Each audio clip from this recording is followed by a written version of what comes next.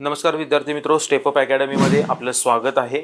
मी संदीप कवडे। आज जे आहे आपण ते उत्तर मंथन हे जे आपलं जे टेलिग्रामचं चॅनल आहे ह्याच्यावरती आपली जी डेली ॲक्टिव्हिटी होते दुपारी 12 वाजता क्वेश्चन, त्यानंतर तुम्ही ते लिहिता, सबमिट करता आणि सबमिट करून झाल्यानंतर ते इव्हॅल्युएशन कॉपी तुम्हाला मिळत असते आणि त्यानंतर संध्याकाळी काय होतं 6 वाजता साधारणतः आपल्याला मॉडेल आन्सर मिळतं। ठीक आहे, तर ह्याच्यावरती आपली जी सिरीज आहे आजपासून जे स्टार्ट होतं आहे इथिक्स, इंटिग्रिटी अँड ॲप्टिट्यूड। ठीक आहे, यामध्ये साधारणतः बघा तुम्ही गेले 80 दिवस झाले कंटिन्युअसली लिहित आलेला आहे।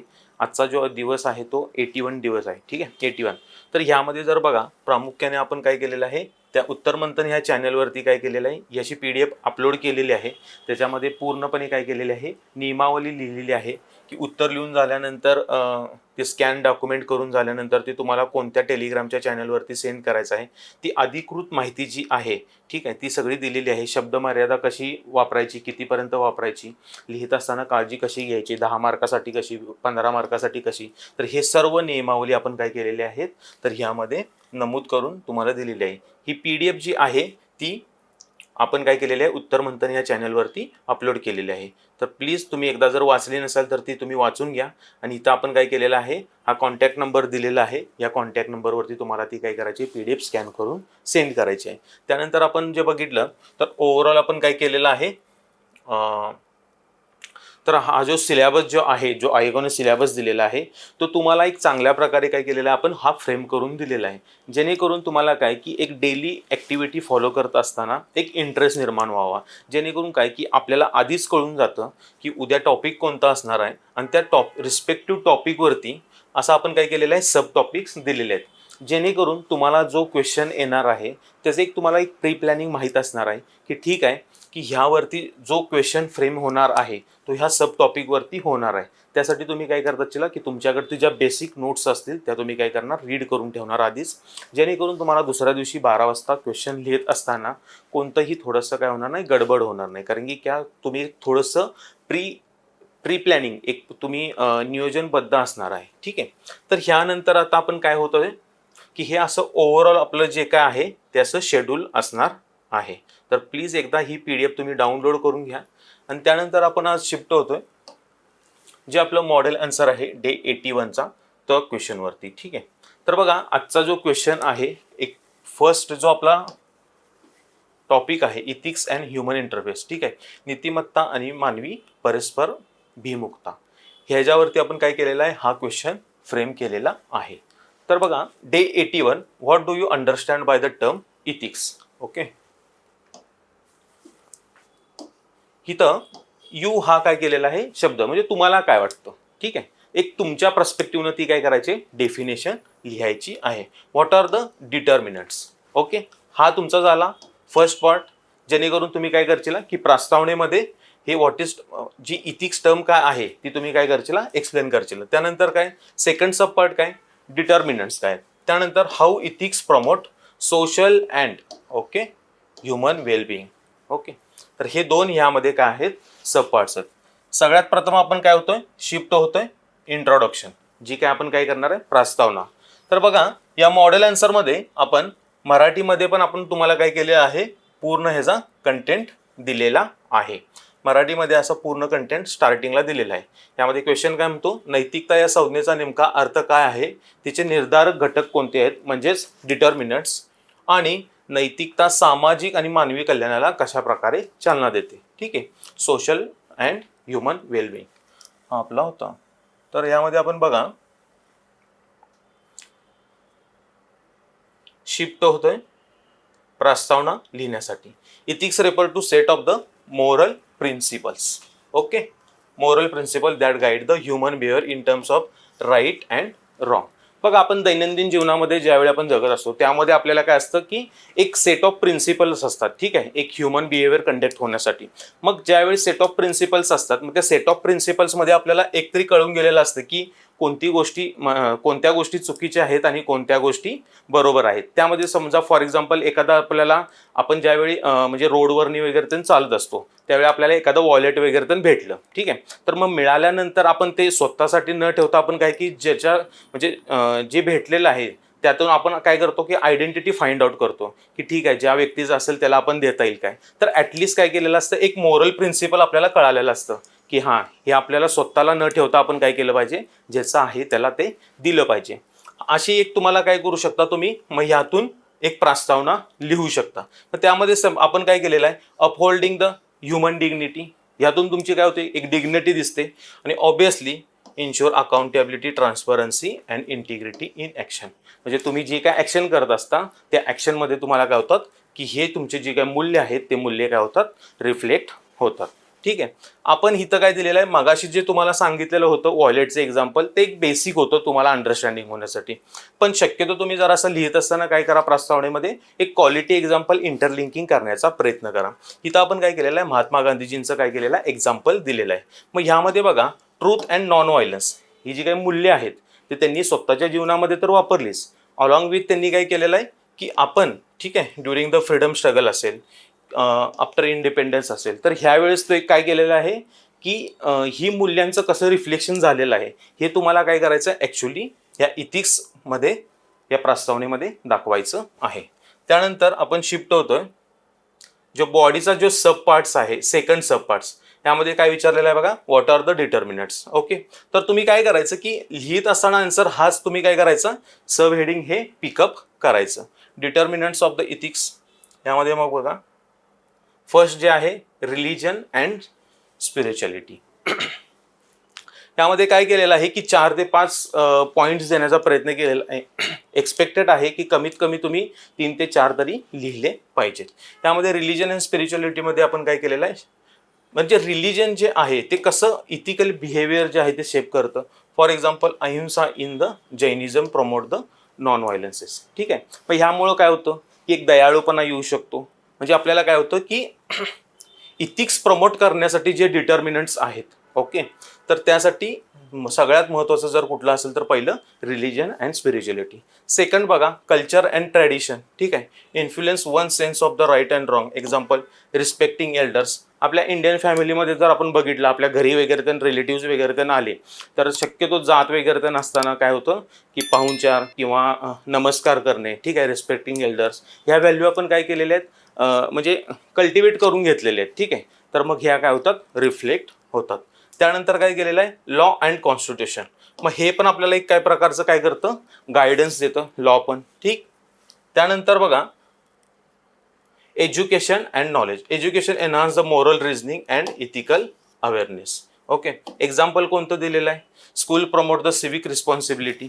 तर तुम्ही बघा की ओव्हरऑल आपल्याला स्कूलमधनं जे म्हणजे आपले जे सेशन्स वगैरे ते नसतात, म्हणजे फॉर एक्झाम्पल सपोज सॅटर्डेला वगैरे ते पीटीचे सेशन वगैरे असतात. ओके. इन्व्हायरमेंट रिलेटेड असेल किंवा अदर ॲक्टिव्हिटीज असेल, तर ह्या अदर ॲक्टिव्हिटीमधून आपण काय करतो, एक सिव्हिक सेन्स जो असतो तो आपली काय होतो, रिस्पॉन्सिबिलिटी जी असते ती अपब्रिंगिंग होते. त्यानंतर बघा family and social environment. Okay. आता फॅमिली अँड सोशल इन्व्हायरमेंटमध्ये काय बघा की condition affect the ethical conduct. Child raised in family valuating honesty trains to act ethically. Okay.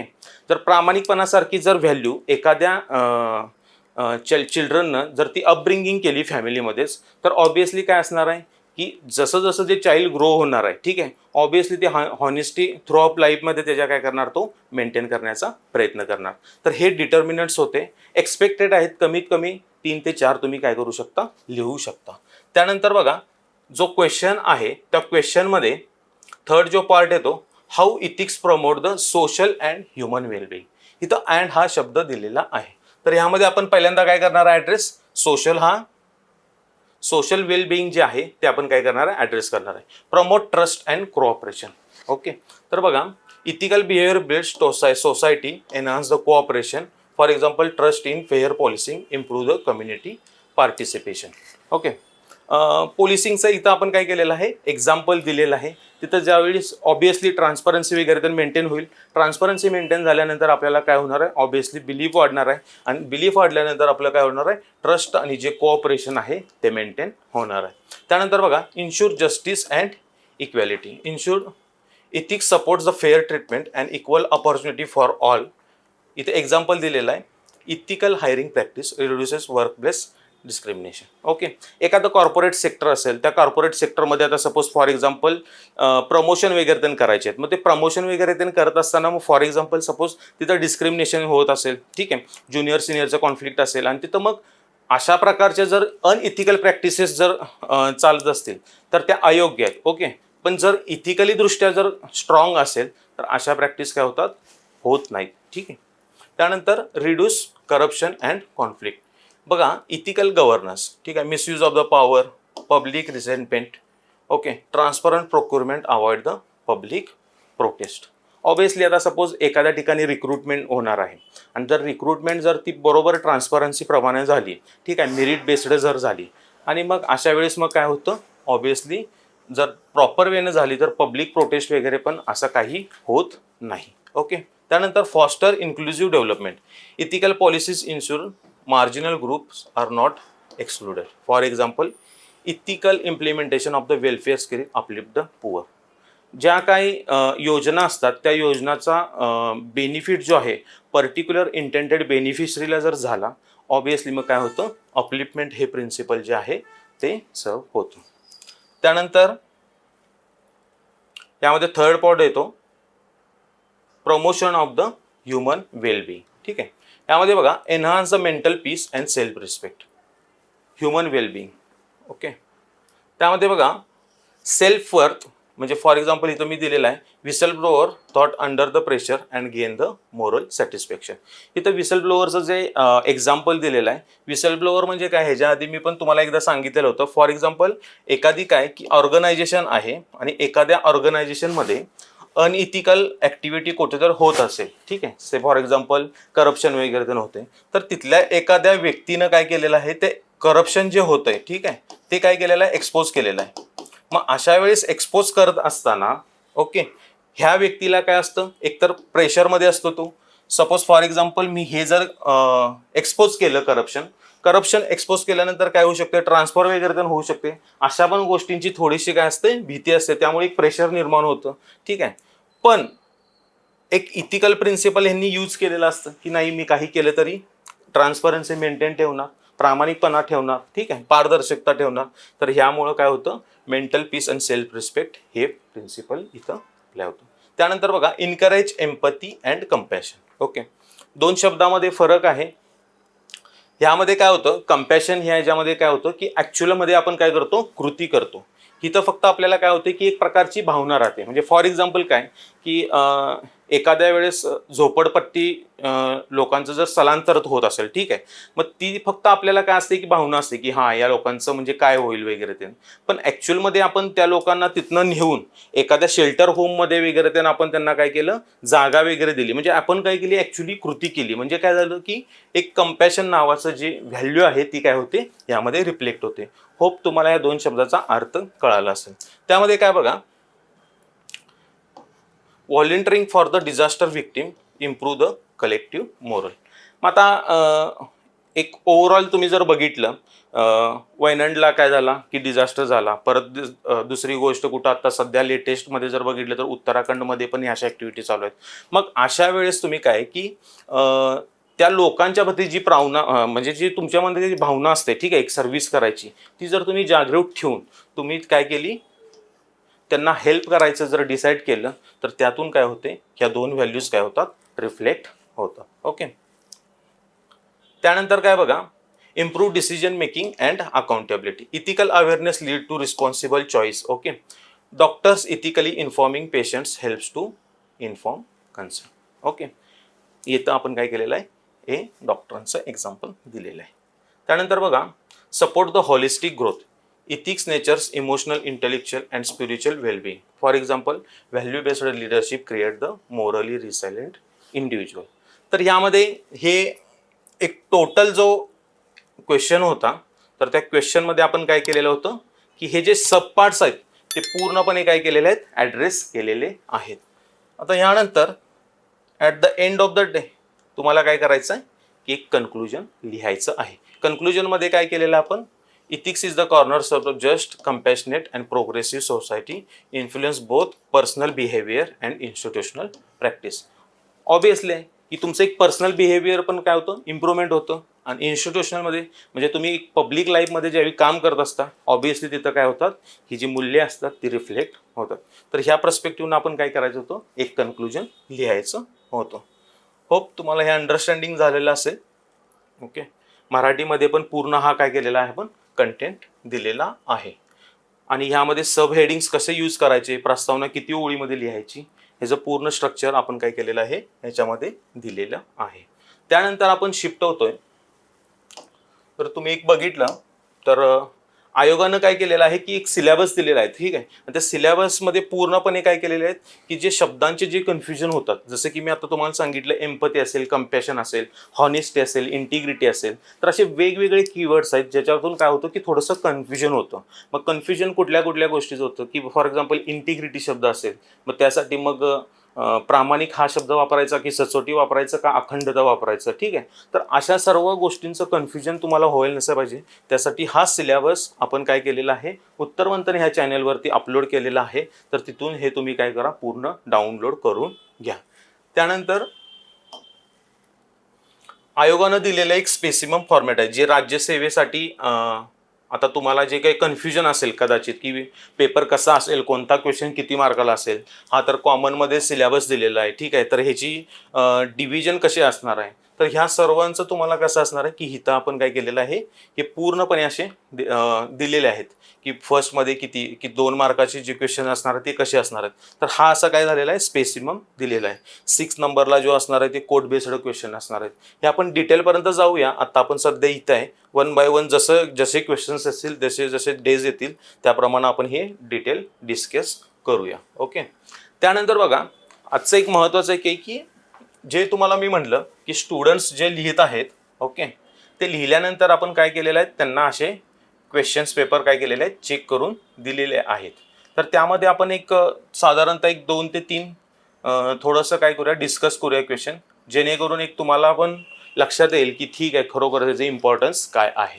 तर हा जो क्वेश्चन होता, तर हा क्वेश्चनमध्ये बघा की प्रस्तावना लिहिताना आपण मॉडेल आन्सरमध्ये 1 दिलेले आहे, पण तुम्हाला थोडंसं असं वाटत असेल की 30 लिहिली पाहिजे काय, नाही, तर तुम्ही काय करू शकता, ते तुमच्या मनानं लिहू शकता, ज्यातून काय की इथिक्स हा शब्द जो आहे तो रिफ्लेक्ट झाला पाहिजे.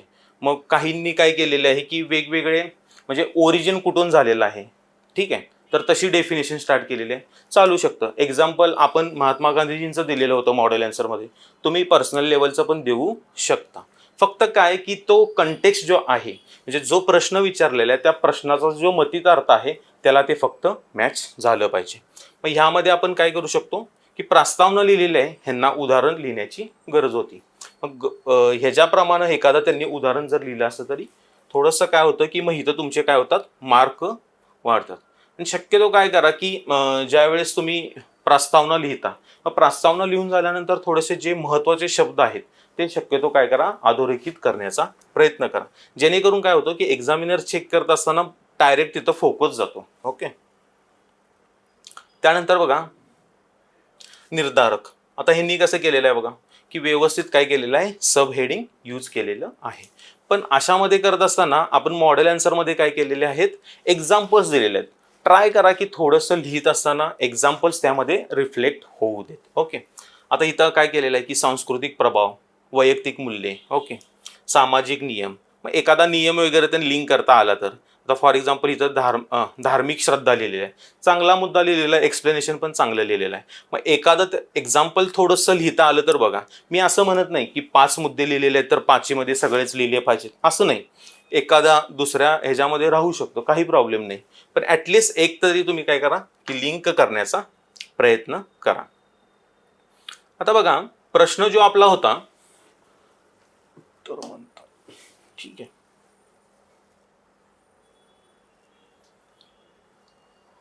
हा होता, ठीक आहे, आणि नैतिकता काय, नैतिकता सामाजिक व मानवी कल्याणाला कशा प्रकारे चालना देते. ठीक आहे, तर हा एक सब हेडिंग आणि हा एक, तर असे वेगवेगळे 2 सब हेडिंग होते.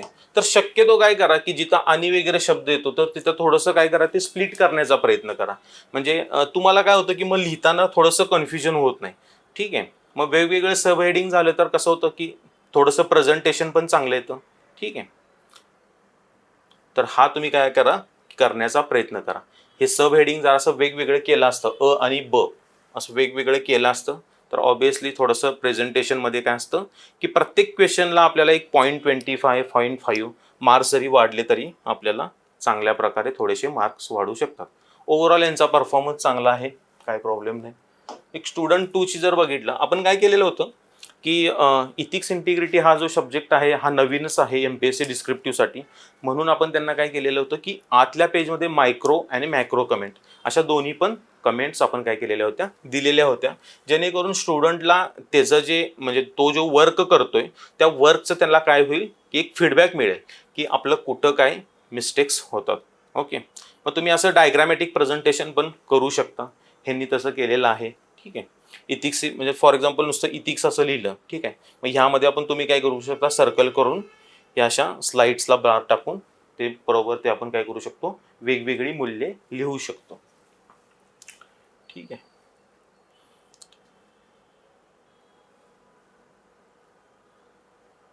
तर मी जे तुम्हाला क्वेश्चन रीड करत असताना जी गोष्ट सांगत होतो की क्वेश्चन जो आहे तो 4 पार्टमध्ये काय झालेला आहे, डिवाइड झालेला आहे. ठीक आहे, अशा वेळेस आपल्याला काय की एकतर 150 वर्ड्समध्येच लिहायचं आहे, म्हणजे ऑब्व्हियसली तुमच्याकडे 2 पेजेसच असणार आहेत.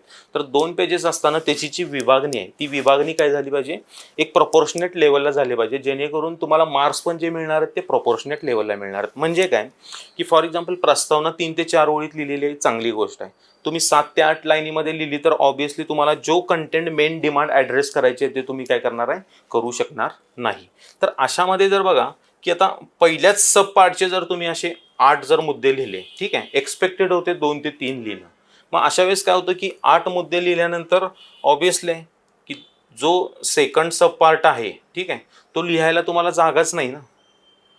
2 पेजेसमध्ये 150 वर्ड्समध्येच लिहायचं आहे, मग इथं तुमचं काय झालं, प्रॉब्लेम झाला. मग तो वरचा जो पार्ट होता तो थोडासा तुम्ही काय करायला पाहिजे होता, एक कमी ह्याच्यामध्ये लिहिण्याचा प्रयत्न करायला पाहिजे होता. जे 4 to 5 पॉईंट्स लिहिले असते ऑब्व्हियसली तुम्हाला थोडीफार जागा मिळाली असती आणि इथं तुमचं काय झालं असतं, हायलाईट झालं असतं. आणि मुद्दे लिहित असताना शक्यतो promoting sense of the responsibility. मग तुम्ही काय करा, लिहिण्याचा प्रयत्न करा. लिहिण्याचा प्रयत्न केल्यानंतर काही वेळा काय असतं की कंटेंट आपल्याला रिमाइंड होत नाही होऊ दे, काही प्रॉब्लेम नाही. अशा वेळेस मग काय होतं की इव्हॉल्युशनच्या माध्यमातून आपण ते कसं लिंक करायचं हे आपण तुम्हाला काय करतो, आपण त्या गोष्टी तुम्हाला सांगतो. ठीक आहे, तर इथं link with the value based leadership हा जर केला असता तर थोडासा विस्तार करण्याचा जरासा प्रयत्न करा. तर हा एक होता. आणि हा 3rd नंबरचा जो होता, हे असे आपण मॅक्रो फीडबॅक्स दिलेले आहेत स्टुडंटला. यांनी पण चांगल्या प्रकारे लिहिलेले आहेत डेफिनेशन. फक्त कसं आहे की एखादं उदाहरण जर प्रस्तावनेमध्ये लिहिता आलं असतं तर चांगलं होतं. दुसरी गोष्ट काय होतं की मुद्दे आणि त्याचं एक्सप्लेनेशन चांगलं लिहिलेलं आहे. एखादा मुद्द्याला जसं की मी तुम्हाला सांगितलं की अहिंसा रिलेटेड असेल, असे 4-5 एक्झाम्पल्स तुम्हाला दिलेले आहेत. एखादं एल्डर रिस्पेक्ट असेल, ठीक आहे, जे फॅमिलीमधनं डिलाइड होतं, तर अशा कृती एक्झाम्पल्स तुम्ही काय करू शकता, इथं लिंक करू शकता. त्यामध्ये मग इथं मी एक करून त्यांना दाखवलेलं आहे. ठीक आहे, होप तुम्हाला जे काय आपण 3 अँसर्स कॉपी होत्या 1, 2, 3 या पण तुम्हाला डिटेल ॲनालिसिस म्हणजे काय असते हे पण कळालं असेल. स्ट्रक्चरिंग कसं करायचं, स्ट्रक्चरला का महत्त्व आहे, क्वेश्चन रीड केल्यानंतर कन्फ्युजन करून न घेता तो क्वेश्चन सब पार्ट्समध्ये कसा डिवाईड करायचा, डिवाईड केल्यानंतर ॲड्रेस करत असताना कसे सब हेडिंग वापरायचे, उपशीर्षक कसे वापरायचे. ठीक आहे, आणि त्याचे पूर्ण स्पेसिमन आपण काय केलेलं आहे ते मॉडेल आन्सरमध्ये देण्याचा प्रयत्न केलेला आहे. इथं बघा, नैतिकतेचा निर्धारक घटक, त्यानंतर नैतिकतेद्वारे सामाजिक कल्याणाला चालना. ठीक आहे, दुसरा झाला. त्यानंतर नैतिकतेद्वारे मानवी कल्याणाला चालना. तर आपण इथं काय केलेले आहेत, वेगवेगळे ते जे काही मुद्दे आहेत त्याचं विस्तार स्वरूप आहे आणि त्याचं एक्झाम्पल्स आहेत असं आपण काय केलेलं आहे, दिलेले आहेत. आणि जे जे इम्पॉर्टन्स आहेत त्याला थोडंसं काय करा, तुम्ही अंडरलाईन करण्याचा प्रयत्न करा. तशा तुम्हाला कमेंट्स दिलेले आहेत, तुमचे जे काय पेपर्स आहेत त्या पेपर्समध्ये काय ॲक्च्युअल कमेंट दिलेले आहेत बघा आणि त्याप्रमाणे तुम्ही इम्प्रूव्हमेंट करत राहा. कन्सिस्टन्सी मेंटेन ठेवा, ज्या कन्सिस्टन्सीतून तुम्हाला काय होईल, डेलीचं तुम्हाला असा फीडबॅक मिळत जाईल आणि ऑब्व्हियसली इम्प्रूव्हमेंट होईल. त्याचबरोबर काय की हे जे मॉडेल आन्सर आहे ते मॉडेल आन्सर पण तुम्ही काय करा, ते लिहून रीड करून ठेवा. ओके, त्याचा क्वेश्चन येईल, क्वेश्चन आल्यानंतर तुम्ही तो लिहा. लिहून झाल्यानंतर आपण तो क्वेश्चन डिस्कस करूया. तुर्तास थांबतो. धन्यवाद.